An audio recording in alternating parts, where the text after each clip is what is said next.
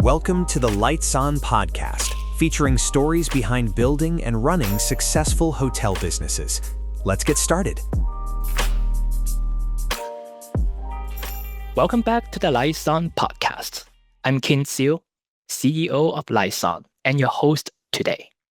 On this podcast, we share stories across hospitality about building and growing hotel businesses.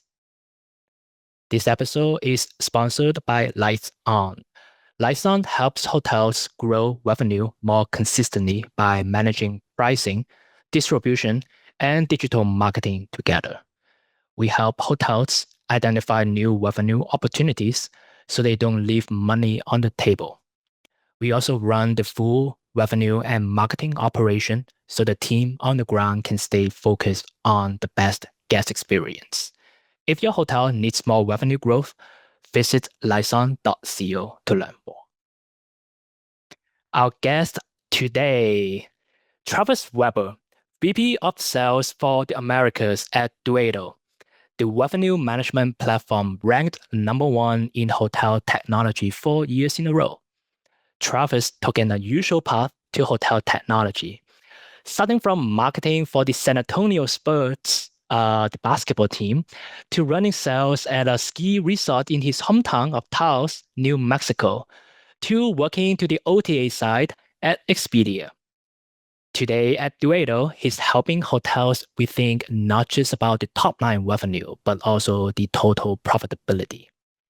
Travis, welcome to the show. Thank you, Ken. It's a pleasure to be here. Yeah. Well, let's get started with your career because obviously you took on an unusual path to hospitality. Tell me about how you started at your hometown of Taos in New Mexico, right? So you are selling ski trips back there growing up. What is that like? Working at a destination market, teach you about all of these revenue management, technology side of things.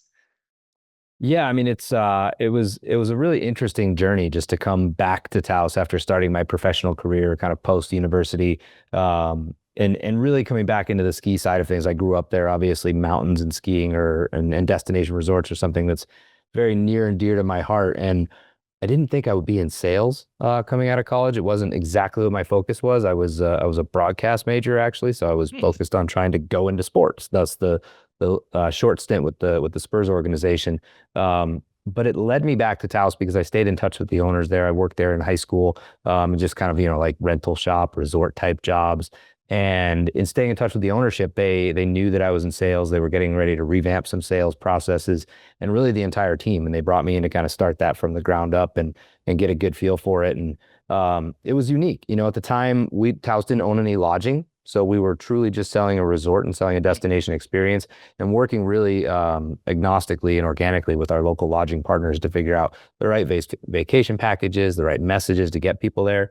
And it was cool for me because I think anybody that's in sales would tell you, anybody that's in hospitality would tell you that it's important to be passionate about what you do. And, I think there's nothing greater than being passionate about promoting and selling your hometown and a destination where you grew up. And Exactly. You see people come there, experience it, and tell you time and time again, what a fantastic experience they had. So it was, it was unique. It was cool to be able to put that kind of back on the map. I mean, there's also, a lot of people don't associate mountains and skiing with the state of New Mexico. A lot of people think deserts, maybe Breaking Bad. Those are the associations that folks tend to have. So to go kind of across the country and represent that and explain to folks the culture that was there and the ability to have some fun in the unique mountains of northern New Mexico was a cool way to kind of launch my career. I see. And that experience, to your point, right, it was adjacent to lodging, just in terms of hotel, things like that, right? So, they still curious about, how revenue decision is made there, right? Like, are there anything that revenue management, thinking about pricing and sales on, destination and skis that you still think about to this day that could impact what you're doing at Duetto today? Yeah, absolutely. I mean, I think one of the, we always focus on, we get attracted to kind of the heads and beds mentality or getting people to our resorts. And obviously we want to focus on the experience, the positive views, the positive guest sentiment. But what gets lost a lot of time, especially when people are running resorts, is where the costs come in. And to run and operate a ski resort is definitely not something that's a cheap business model by any stretch of the imagination. But you can imagine that season passes, lift tickets, group ski lessons, rentals where you're using the same equipment or minimal staffing over and over and over is a much higher cost or a much lower cost, much higher profit model than running a hotel where it's perishable inventory and you have to stock and supply things and you're really trying to manage your bottom line with your top line growth. It's still there. You just have maybe some higher end margin components that you can work with on a ski side. And so a lot of times, I mean, we even see this, we saw this in Taos when we started to kind of dive into the lodging side of things. One of my early ventures there was to actually start a central reservations company with the resort that said, hey, let's get our lodging partners together to help subsidize things, to create these packages. And it was amazing how quickly we could see what impact the resort could have. I mean, yes, you're the driving destination, but what impact the resort could have on the bottom line financials and funds that you could put towards a project like that versus the resorts or the lodges that were capped by all of their occupied room constraints and their cost constraints. And even for some of the condos, their owners restraints. So it was really eye-opening to kind of see the difference in the two business models and how they played together.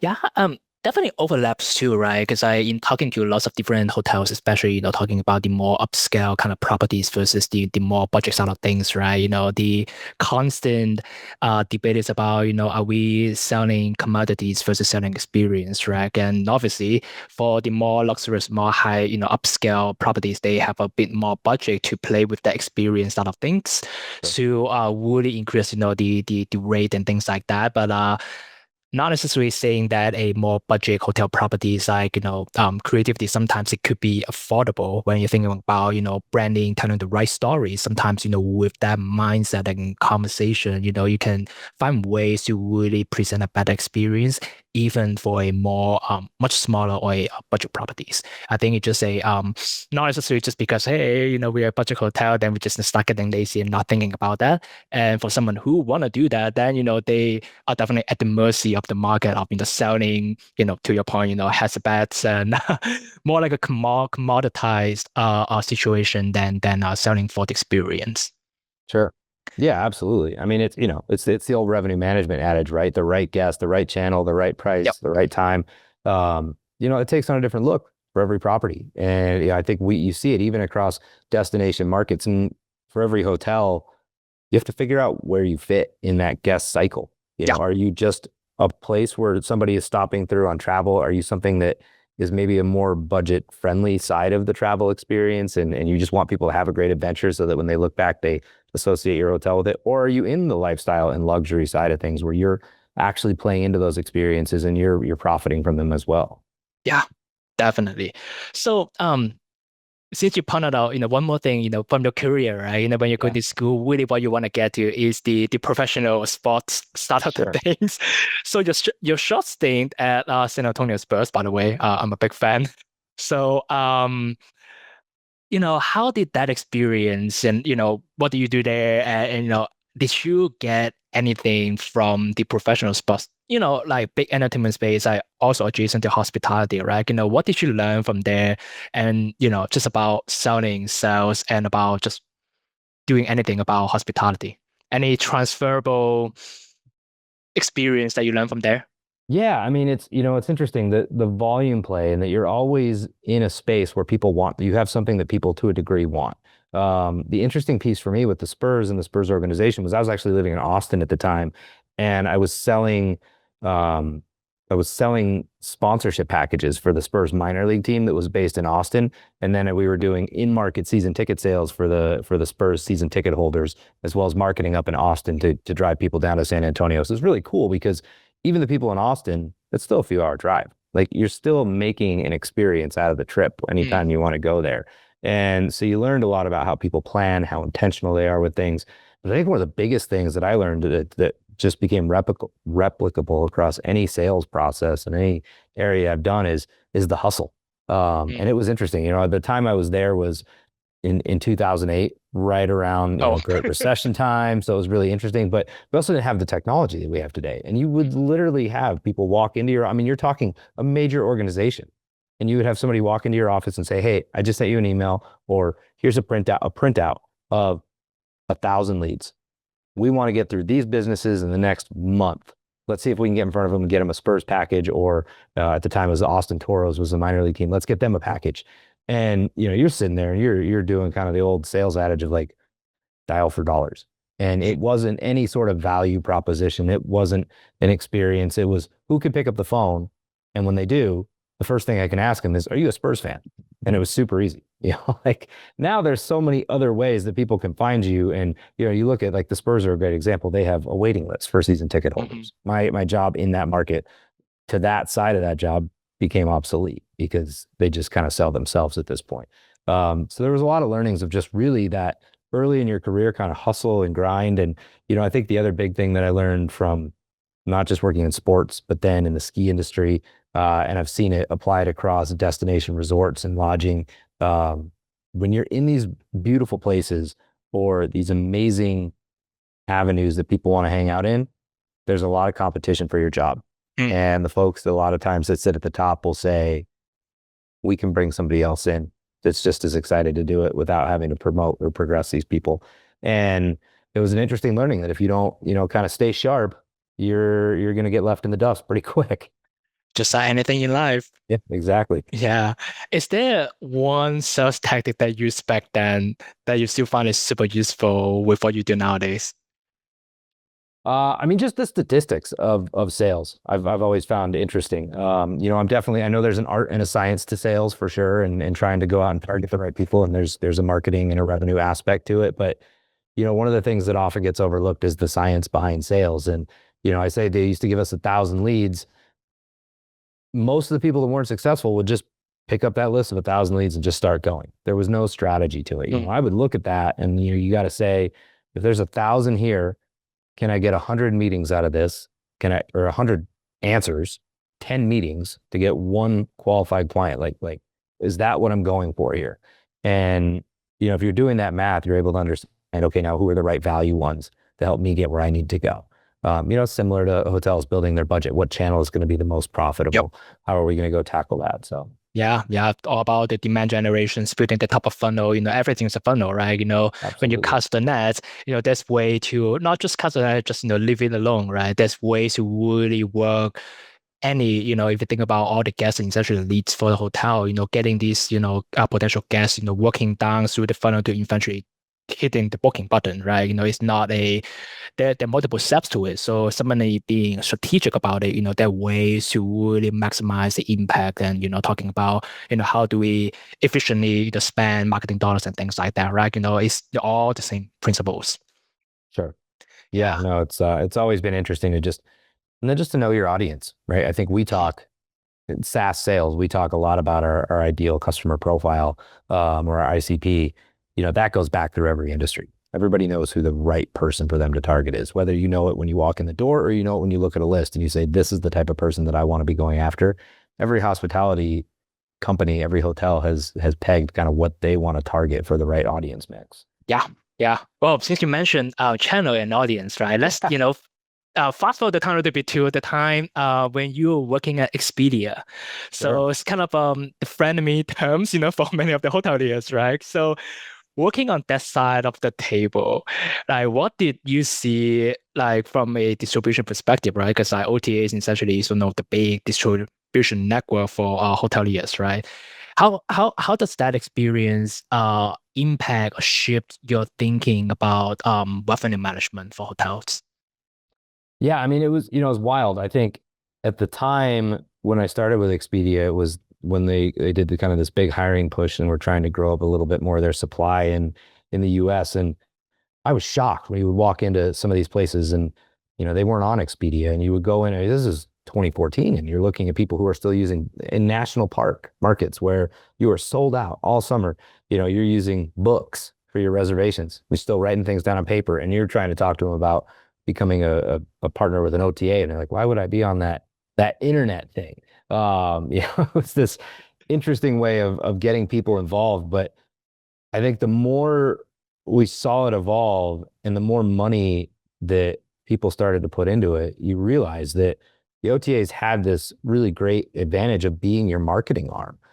They're spending this money on understanding what customers do, catering their website to make sure that it's driving for conversion and removing friction. And at the end of the day, sure, there's a commission that you're paying, but I think when you look back to that, it's where would that commission be if OTAs didn't exist? Where would hotel rates be if OTAs didn't exist? I think there's a lot of people back from back when OTAs started that would tell you, yeah, we just started playing with them and we just started increasing our rates by 20% to cover the commission. So everybody in the industry just got a 20% bump because these guys were charging a commission. I think it was interesting to kind of hear everybody's perspectives, but there was always talk of, what if you just ran a hotel 100% OTA? That was your business strategy. You kind of had it baked in. I think there's a lot of value there. But it's been interesting to see the evolution of that channel over time. Expedia obviously was kind of a singular lane, and then they've got the package path that kind of help branch out. Then you bring in the mixed booking path of Expedia Collect and Hotel Collect, and then you start bringing in ancillaries and all the other areas that they can collect through. Verbo now. It's been wild to see the growth of what was thought at one point of OTA, singular channel, now has 7 different varietals within it. And well, obviously we in our world, right, it's always the frenemy relationship between OTAs and hoteliers, right? So many, I would say, false perception, right? But if we have to pick one thing that hotels are consistently wronged about their OTA relationship, right? What would that be from your experience? Oh gosh, it's such a good question, and I think it varies hotel to hotel and market to market. But I think the biggest one is that they're just there to steal your piece of the pie. If you're not doing things the right way, if you're not putting your right strategies and your right price out there across a different vast distribution network of channels, then yeah, you might be setting yourself up to have the same guest book on an OTA that might have booked on your direct channel. But that's just not the way that it worked. And now, I mean, you look at where we've gone with AI, it's completely evolving again. And to say that people go straight to an OTA is not necessarily true either. But I think that's one of the biggest ones. I had this great example of an old friend who ran a hotel in New Mexico and was very unsavvy in the world of OTAs. Not a big fan of them. He signed up. I mean, he wasn't working with me on anything, but he signed up. And I remember seeing him one day years later, and I was like, hey, how's things going? How's business? And he's like, we signed up recently for one of those Expedia promotions. I don't know if you know the people that I talk to or my people talk to, but we signed up and it's going to cost us 20% and then this margin on this discount during our winter season when we have people. And he was not happy about it. We work in a world of unknown. They had a bad start to their winter. They were kind of in the mountains. They were near Taos. They were in the mountains in northern New Mexico. They had a bad start to the winter. And all those guests that he got wound up staying true, or the majority of them, which I know isn't always the case with OTAs, right? Like there could be high cancellation rates, but whatever his policies were in place, he locked in some good business that he wouldn't have had without that promotion. And I remember talking to him, months after that, and he was like, you know what? That worked out pretty well. We might do that again next year. And it was just this whole misconception of, I'm just buying down my business. And that was not the case. And one analogy I always use with our hotel clients is that if you think about iPhone, one of the greatest product in the world, they run their direct Apple stores, they could be selling all their iPhones there all day long, but truth be told, from time to time you see iPhones being sold at different carriers networks, right? Target, Best Buy, and Costco, right? There's a reasons that having different people selling your products. In this case, it's going to be the experience, the inventory, the room nights of hotels, right? I think there's to your point, if we think about everything strategically, there's ways to expand your reach, getting more people to learn about your hotel and properties, and getting like incremental people who book that you wouldn't otherwise get if you are only running, having people book through your websites. I think the big challenge is that, how can we making sure that, when you're running the complexity of multiple, storefront distribution network and all that, how do we make sure that, people who once you book direct, it still goes to, direct, and then you are truly getting those incremental businesses through OTAs, right? And, if those are truly incremental, then, why would you care like someone charging you, 10, 20, 25%? Because you wouldn't get those businesses otherwise if you are not showing up, at the right place.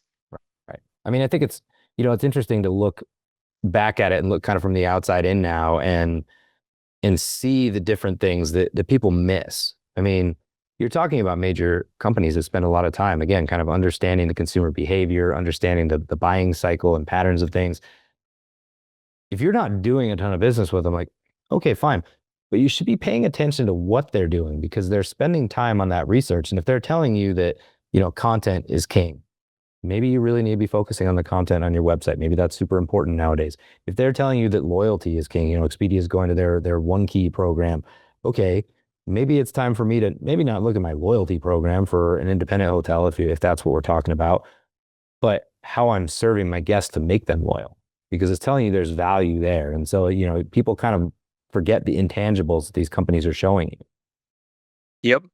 Well, then times faster to now at Duetto right now from Expedia, which is a very different dynamic, right? Now being almost like sometimes being perceived as a enemy to now what you guys are operating at Duetto are essentially almost like a wingman to the hoteliers, right? So and I'm sure most people know about Duetto at this point, but for those listeners who don't know about what Duetto is, what's you want to give us a 30-second elevator pitch, what Duetto does to a hotel? Yeah, hopefully my team's not watching this and try out of practice. But I mean, Duetto's, we've been around for about 15 years. We are at this point evolving beyond a revenue management system to a revenue and profit operating system, and we can dive into what that means a little bit more. But really, we are a technology that connects to the back end of a PMS to provide hotels with dynamic pricing 365 days out of the year. It's to give you that peace of mind. It's to help you make sure that you're optimizing your top line revenue. And then, the profitability part is now looking at that bottom line revenue. And that has a lot to do with our acquisition of HotStats and where we're going for as a company. But, for Duetto, a big piece of the pie for us is making sure that partnership comes first and people have a system that they can really use and trust and grow and adopt with. That's really big for us. You kind of nailed it. We want to be a sidekick. We're a big believer in the combination of human and machine, helping everybody achieve their goals. Yep. Yeah. And let's do some myth buster. I think, for people who know about Duetto, right? Because, it's one of the top, revenue management systems, in the industry. Sometimes it gets perceived as an expensive solution for, not for bigger, corporate and all that, but, we are listening, we have lots of these smaller independent boutique hotels, running, below 100 rooms, right? Yeah. First of all, is that true? And if not true, how do you think about that gap, right, between the perception versus the reality? Yeah, I mean, I think there's definitely a truth to that. We know that smaller hotels are operating on tighter budgets, and the profitability on each room type needs to be scrutinized that much more. So it does make it a more expensive tool, especially for really small hotels. I think you start getting above 50 is fine, but you start getting above 100 rooms and stuff. If you're operating without a revenue management system, you're probably leaving money on the table. I mean, if you have a 100-room hotel and you don't have a revenue manager on site, who's making those rate changes and how on top of it are they really? And if you do, you just think about the world of a revenue manager. Even one revenue manager overseeing a singular 100-room hotel, that's 100 rooms across multiple channels, across 365 plus days of the year. Someone's going to miss something. Something's going to happen. And it's not to say they're not doing a great job. They're human. And it's nice to have something else out there kind of playing that catch safe to make sure that you're not missing opportunities and you're maximizing revenue. And when you can do that all the way down to the room type level, like we do, I think that's something where you really start to stack up the pennies. We generally provide a pretty healthy ROI or conservative ROI analysis with properties when they're looking at our software to kind of understand what makes sense. You can show someone the sticker price and they look at it up front, just like any other SaaS technology, and go, gosh, that seems a bit expensive. When you distill it down to, all of a sudden you have to change your ADR by 12 cents a day to offset the cost of a tool, and you're hoping that it's going to raise your ADR even just $1. I mean, you go 12 cents to $1. Now you've increased yourself 80 cents profit on every dollar. I mean, there's value there. And it's just showcasing that, right? And a lot of times we have to think about it a little bit differently in terms of where the value is. But, again, it's making sure it's the right value, and each Duetto and other RMSs included usually come with different products for different hotels. Some may just need something simple, just a revenue tool. Some might just need a BI tool. Some might need a full, robust revenue management system that comes with group pricing and displacement and tons of other things. And that's where the shopping kind of, comes into play. Gotcha. So talking about that complexity, right? Truly there will be smaller boutique hotels out there, let's say they're only like 10, 20 rooms, right? So like just realistically, there's just no way for them to fit anything into their budget, for revenue management help or technology and things like that. So They can. I mean, we see hotels. I think we have vacation rentals that use Duetto. So you're talking like individual units there. But really, like I think the smallest hotel that operates on Duetto is like 6 rooms. Wow. So part of the other piece and this has always been interesting to me with a lot of the SaaS and revenue models is, and I get it from a finance perspective, why it doesn't happen this way, but the product is generally not priced based on ADR. So if you have a 10-room hotel and you are in the luxury space and you have high ADRs, it's a lot easier for you to offset that cost than if you have a 10-room, motel. Gotcha. So it all sounds like magic, right? So coming to reality of implementation, right? Because I think many people, when they come in thinking about, oh, I need a revenue management system, let's get Duetto. It's, you sign the contract, you start getting the system, it's not going to change anything overnight, right? So like kind of from the moment someone start getting on board, start using Duetto to getting to a point where seeing the actual results return, the incremental revenue bringing through the use of Duetto, right? What's the time like? What is the gap? What is the common conception so that like, it's actually not less of a dark magic, but more like it's actually something, beyond just the use of the tooling itself. Sure. Yeah, I mean, I think there's a lot to that question, and there's a lot of different ways to kind of tackle it. It's funny, I go back to even my time at Expedia when we would sign people up, and you would expect a big company, you turn the hotel on, you go live, you start selling. There's a lot on the user, right? You had to figure out your connectivity, you had to make sure your rates were pulling through correctly, you had to get your content set up.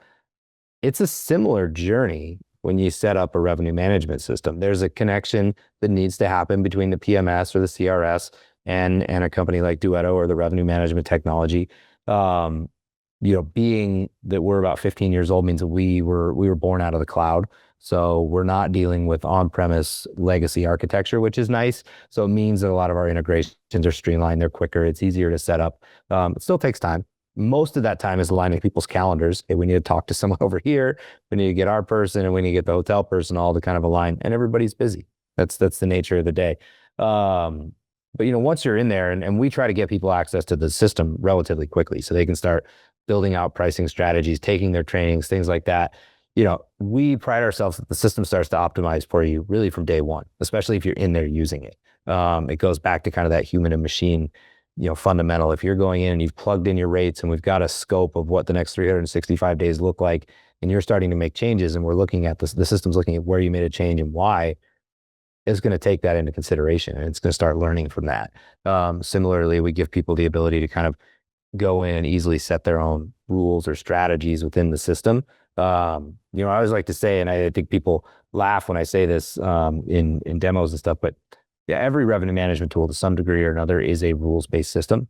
Some just give you a little more control over those rules. And that's really what we like to lean into. But with that comes the other part of your question. And how do you make sure that someone feels comfortable? Like, we give people a very user-friendly tool that is super sophisticated and can very quickly become a lot if you start just setting things up and forgetting what's there, not having a strategy behind them. So we have a really robust training team and training procedure and process in place to make sure that not only are you getting your project manager for implementation and they're holding your hand, but then you're getting passed off to training. And, a lot of cases you're having access to our customer success team who are past revenue managers and experts in what they're doing. But then we have, we work with a network of preferred consultants as well that we're definitely recommending. Hey, your local geography or your type of property, these are some of the consultants you should look at. They're gonna take it a step further for you, because our team is trained on, here's this really cool, sophisticated application. Here's how you use it. But we don't know your market. We can't set your strategies for you. That's where the experts really come in and help grow that adoptive culture throughout someone's partnership with us. It's kind of like, when you're buying a Rolls Royce, right? For many times, not necessarily everybody can drive a Rolls Royce nicely, right? So, but it also, makes sense to think about having a chauffeur, getting your Rolls Royce to get you from point A to point B to get a full experience. So, and you kind of explain lots of that, if you're going to be, summarize sort of that, right? Thinking about the difference between a hotel, a property who really gets the real value from using a system like Duetto in the first 90 days versus, hotels, they one out there where has been using it for years, but still treating Duetto like a fancy spreadsheet, right? Sure. What is that real difference in terms of, human actions? Yeah, I mean, it's funny. And I see this not just with Duetto, but I see this across the board where people come to you and they say, I love your product. I love the partnership we have. We want to do more because we feel like we're only scratching the surface of it. I mean, right? You mentioned the phone. I'm sure there's so much more I could do with this thing. Like, probably barely scratching the surface of it. AI seems like a learning thing every day. And we get that with our products. And especially as systems in the industry continues to evolve and innovate, there's definitely a level of staying on top of it. And for us, I think it's how you provide in-app trainings, notifications. Hey, here's something new. Here's something you should do. Audits of the system, right? That's where our customer success team can come in, especially for the larger, more complex hotels that might get lost in some of that stuff over time, like where you have high turnover of people that are there. Hey, this person set these strategies up. Maybe some are good, but I want to see what works. I'm going to kind of wipe those out and put my own in. And we want to give you that ability to kind of test and learn within the system, but make sure that you're finding the sweet spot that drives the revenue for you. And that's where, really a lot of the partnerships and things that we bring into the application from third-party data, and the way that we kind of fundamentally think about our core algorithms make us unique and a little bit more bespoke. I think everybody in the industry it's changed now a little bit, but for the last 3 or 4 years, kind of used the like automation Tesla analogy, right? Like we're trying to, plug it in, be an autopilot, get you from point A to B, and the human has a little bit of engagement to put you on the right tracks, but you get there. The way we think about it now really is like Teslas are cool. Like, sure, they'll get you, they're doing the whole autonomous vehicle thing and getting you from A to B, but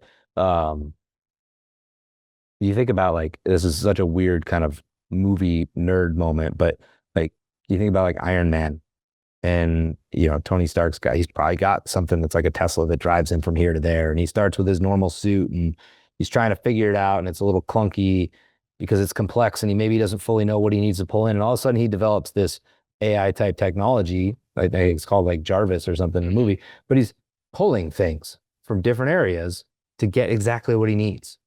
And that's kind of the idea behind what we see in a really sophisticated revenue technology, is something that's kind of easy. You could just go in, you look at it, you go, this makes sense, but now I want this, and I need this, and I need this to give me this. And that's going to be different for every hotel at different times. Yeah. So we want to acknowledge that. Gotcha. Are there any stories or case studies that you can share where things, deployment did not go the way as expected? Right. So we talk about, there's a right way and the right mindset of using a system like Duetto versus, hotels that come in with not like without the right mindset, right?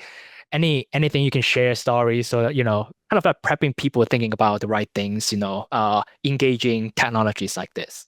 Yeah, I mean, I think coming to the table with an open mind of how you price and do things is important, but also know how you price and do things and that you're asking the right question within your business to make sure that whatever revenue management you come up with is the right fit. I've seen a couple instances, and generally they were smaller properties on the boutique side, but we went through the process. We thought we were having really good conversations, really in-depth questions as to what they needed.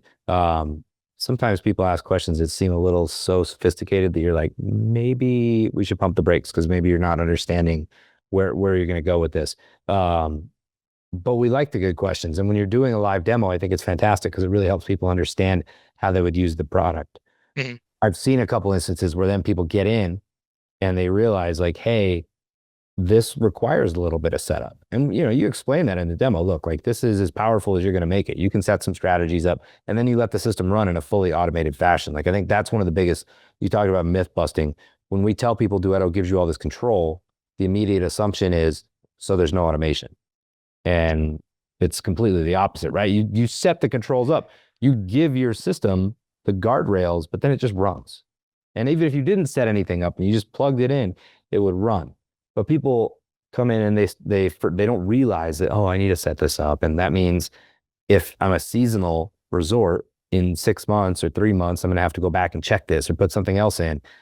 I don't want to do that. I don't want to have a reminder. And then it becomes this whole snowballing question of like, why am I paying for this? And, a lot of times they default back to Excel sheets because they realize they're maybe not sophisticated enough for an RMS yet. Not that they should feel that they have to be, but they should know what they're getting into.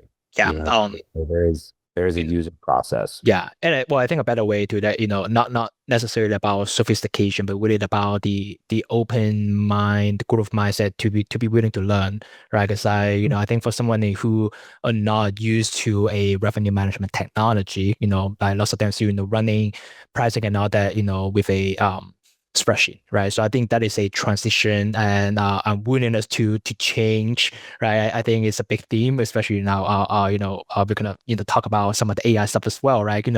Things that the paradigm shifting, and the way of doing things, even revenue management, right? It sounds like a very like narrow discipline, but the change of technology, it could fundamentally change how you would approach, your price strategy and things like that. So just keeping the open mind to learn and understand and be willing to try things a little bit differently, right? I think having that, you usually sets up, in the half of the success.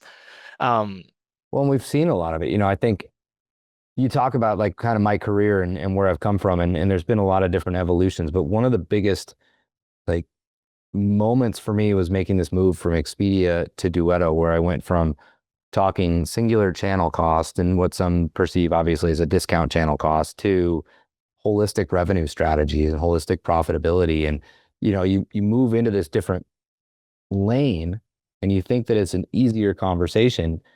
I could still, I'm sure, I know there are hotels in Hawaii that deal with this. I know there's hotels in destination markets in the mountains and the mainland that deal with this. National parks are very prevalent for this. When you're in a high destination, high volume area, you get very comfortable just knowing that those people are coming. Then you forget to focus on what's going to optimize for the future. Those renovations are going to come up. Maybe you want to expand. Maybe there's an opportunity to do something. Or maybe you're just comfortable doing it and there's a way to save yourself time. And a lot of times people kind of forget to do that. This industry becomes very slow and resistant to change. And it's not always a bad thing, right? We want to protect the guest experience. I totally get that. But, to your point, I think there's ways that we work with people. And this comes up so often in kind of that change management and adoption cycle. We don't want to just plug something in that you plug it in and you forget it's there. We want something that becomes a part of your team and grows with you and helps you understand, hey, revenue management isn't a big, scary thing. It's something that can enable me. And, we saw that a lot with, you had COVID, and I think some of the first people that were let go from a lot of properties were the revenue managers. The owners, the GMs were like, yeah, they don't really know what they do. Keep the salespeople, send the revenue managers out, and you get a few months into this pandemic thing, and they start thinking, well, we need to bring some people back. The revenue managers were the first ones they brought back. So like we need to make sure this is priced right. And I think there's been a lot of value on revenue management and commercial strategy in our industry in a really positive way since then. Yeah. So, and you kind of mentioned that it's again, particularly for these smaller independent boutique owners, because they did not have the luxury, I would say, to learn about all these like concepts and principles, right? When these kind of property owners come up to you now asking and for advice and feedback, thinking about, okay, I have to start approaching and thinking about the use of revenue management technology, or honestly just any hospitality technology in general. What would you recommend them doing and thinking and asking as a first step of exploration? Yeah, I mean, I think they need to step back and ask themselves what the pain is that they want to solve for, or the ultimate goal. Is there a pain that they're feeling at their property that's making them ask this? Is it that they feel they don't have the right connection with their guests anymore? Things have too much friction, and the guest of today wants things very frictionless, but still with a human in front of them. And maybe their technology's 15, 20 years old, and instead they're sitting in front of a computer instead of having face-to-face interaction. Maybe it's even older, and they can't book, and there's friction that way. So I think it's, again, checking kind of on why they're looking at the technology, and then really doing their homework as to what it solves for. And it's not a bad thing to start simple. Start with the PMS, start with the RMS, see what works for you, and then kind of build out from there. There's definitely a logic to some of the PMS type ecosystems today, where a few companies are like, we solve for everything, we have all of it. I think that's great. If somebody can solve all your needs under a singular hat, cool, give it a go, see how it works. But a lot of times, especially in these small hotels, there's so many little bespoke needs that making sure you have not the best in class technology and everything like that. Sure, that'd be nice. If everybody had the budget to do it, great. But at least the one or two pieces that are going to make your life easier. Figure out what those are, and then say, hey, in 5 years, where do I see myself with this? And that will help you back into what you justify as either the budget or the line item expense that you're going to put out there.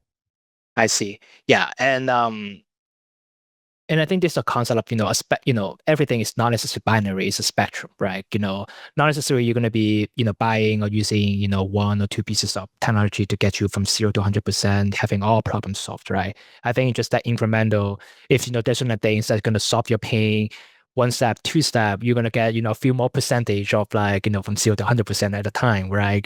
You still better than, your version yesterday. So, kind of going back to the dark magic, right? Not necessarily anything is a dark magic, right? Yes, a tool or technology coming is going to be very useful if you use it the right way. And also, there's the operational aspect in consideration. Something that they think about, not just like, oh, I buy something, set and forget it, but actually coming and thinking about, what it might be the team have to change the way they work now with the technology. It's going to be, an easier work, but not necessarily, no work at all, right? So thinking about those aspects. And kind of that leads to my last question for you. With all these changes and, we kind of talk about, AI as well. Now we are probably seeing another huge shift of technology, right? So kind of coming, AI related kind of a two-part questions, right? One is, are there anything you're really excited about what AI can do with technology and with hospitality?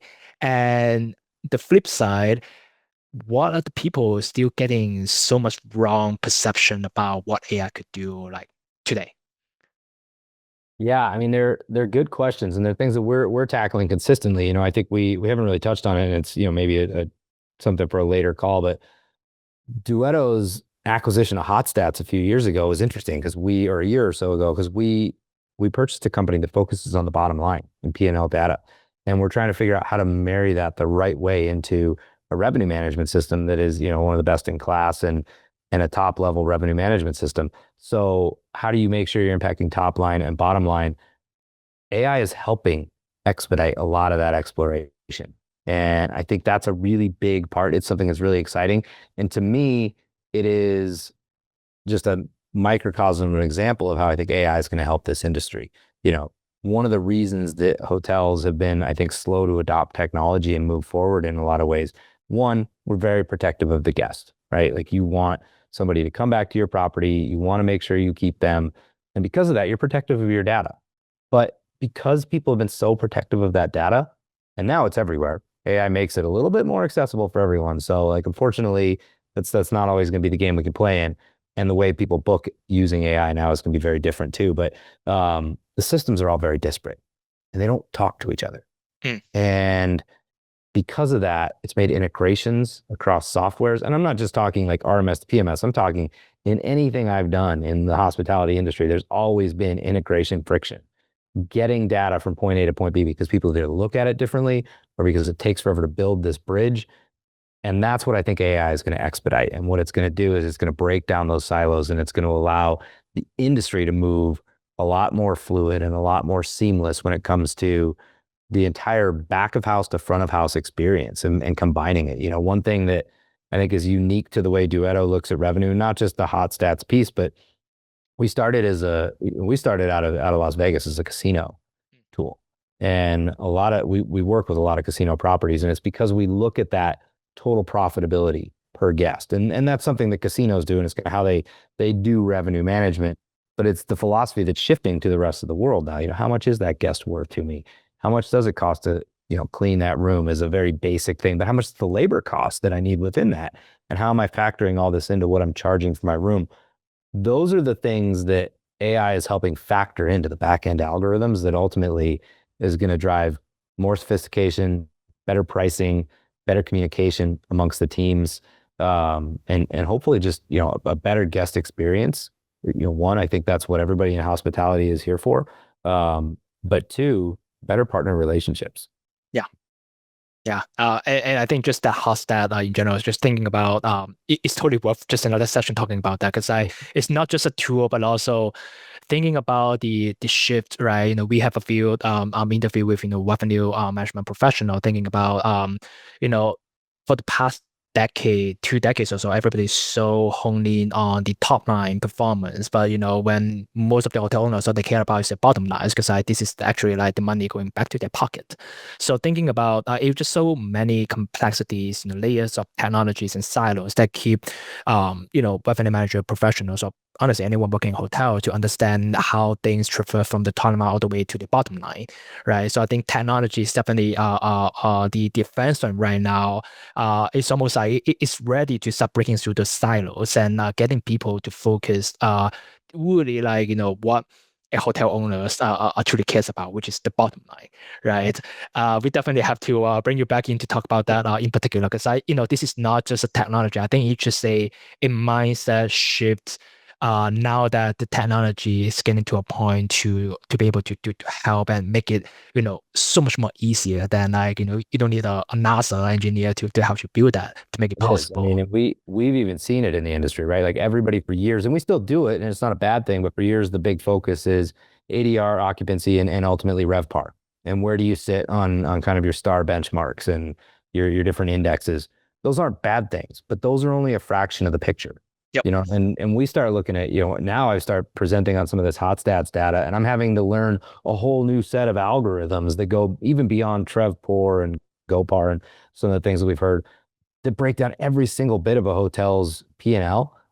It's wild, and I think we're just starting to scratch the surface, and we're going to get to some really cool places that ultimately are going to lead to, again, better technology speaking, but then for you as the consumer, and someone traveling, you're going to see that clear definition of I'm paying this and this is how it's making me feel and this is what I'm getting for it. And it's going to have that direct correlation that will hopefully, spur more direct bookings and things like that. Yeah. Cool. You definitely have to bring you back for another session talking about that, because I just we can go another 2 hours for that. So Travis, where can people find and learn more about you? I mean, I'm on LinkedIn. LinkedIn's an easy one. Travis Weber. Instagram, I don't post much on, so you don't need to find me there anymore. If you do, you're just gonna see a bunch of small children and maybe some old videos of me doing silly things on skis. But yeah, I mean, I think LinkedIn's a pretty easy one. If people have questions, you can always email me, travis.weber@Duetto Research. Always happy to help. I think that's one of the biggest things with this industry is that whether we're competitors or not, everybody's always trying to help each other to better what we're doing. It's the nature of the hospitality industry, right? And it's why we all love it. Yep. Thanks, Travis. We've been talking to Travis Weber, VP of Sales for the Americas at Duetto. Thanks, Travis, for joining. Thank you, Ken. All right, signing out. Thanks for listening to the Lights On podcast. We'll see you again next time, and be sure to click subscribe to get future episodes.